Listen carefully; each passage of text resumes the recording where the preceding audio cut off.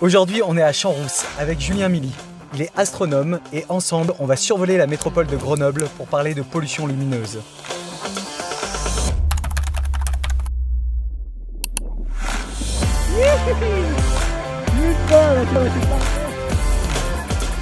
Et voilà, bienvenue en vol, Julien. Waouh, excellent. Wow. C'est super, hein? Et ben voilà, on a le coucher de soleil sur le Vercors. Waouh. Voilà, c'est quand même vraiment beau. Je suis bouche bée. Et là, on voit un peu les lumières qui sont en train de s'éclairer dans la vallée, là, sur toute la métropole de Grenoble. Est-ce que ça, c'est un problème que ça soit autant éclairé, ces métropoles? Les activités humaines génèrent de la lumière artificielle. Et cette lumière artificielle, elle va rendre le ciel plus brillant que ce qu'il est naturellement. Et c'est ça la pollution lumineuse. Et pourquoi ça pose des problèmes? Les êtres humains et les êtres vivants en général, ils sont habitués depuis des millions d'années à avoir une alternance jour-nuit sur un cycle de 24 heures.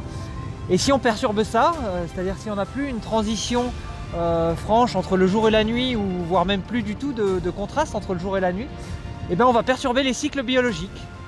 Et là, donc, on avance vers la métropole de Grenoble. Il y a vraiment un peu des lumières de partout, sauf à quelques endroits. Alors effectivement, pour lutter contre la pollution lumineuse, on va essayer de créer des zones qui vont rester sans lumière. C'est ce qu'on appelle des trames noires, des corridors écologiques, pour que les espèces vivantes puissent emprunter ces couloirs et continuer leur déplacement, comme les chauves-souris qui empruntent ces corridors, ou des insectes. On comprend bien que la pollution lumineuse, ça peut être un problème pour la biodiversité. Est-ce que c'est un problème aussi pour le ciel? On peut apercevoir 3000, parfois jusqu'à 6000 étoiles quand le ciel est clair, qu'il n'y a pas de nuages et pas de lune. Et donc ça, on le perd quand on est dans un ciel qui est contaminé par la pollution lumineuse. Quand on est à Grenoble, on voit une centaine d'étoiles en général. Et c'est dommage aussi pour les scientifiques, parce que nous, on fait des études d'objets célestes qui sont parfois relativement faibles et très peu brillants. Et donc on perd l'accès à toutes ces beautés du ciel. Je me dis que c'est un gâchis d'énergie aussi. Il faut savoir que c'est à peu près un tiers des consommations électriques d'une commune qui sont utilisées par l'éclairage. Donc si on réduit l'éclairage, on va économiser en termes de facture énergétique, on va aussi émettre moins de gaz à effet de serre, donc c'est bénéfique pour l'environnement. En ce moment, il y a une vingtaine de communes qui se sont mises ensemble pour signer un pacte écologique et avoir un usage plus raisonné de l'éclairage urbain.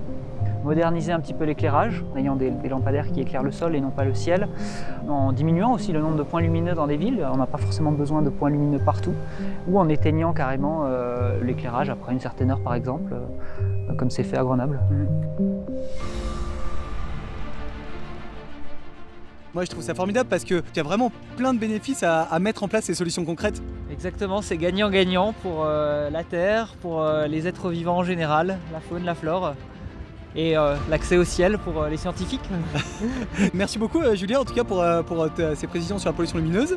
Et nous on se retrouve pour le mois d'octobre qui est le mois de la nuit, tout particulièrement le samedi 9 octobre pour le jour de la nuit où il y aura plein d'animations pour voir les étoiles, pour voir la faune et la flore nocturne qui seront proposées partout dans la métropole, et surtout une soirée spéciale à la Bastille où je serai très heureux de vous y retrouver. Un dernier mot Julien pour toi? Oui, éteignons la lumière et allumons les étoiles. Et bah allez, c'est parti. Wow.